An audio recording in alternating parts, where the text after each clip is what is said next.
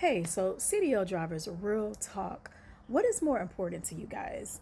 Pay or benefits? I had a driver reach out to me and he said, hey, a lot of drivers, they think pay is important, but hey, I am looking for a company that is going to make sure they're offering benefits, health, dental, medical, accident insurance, because that is important for drivers out on the road. You never know what could happen. And so you want to make sure you are fully covered. So, what is more important, the pay or the benefits? And if you're looking for a company that is offering full benefits, I can definitely check in your area for CDL opening.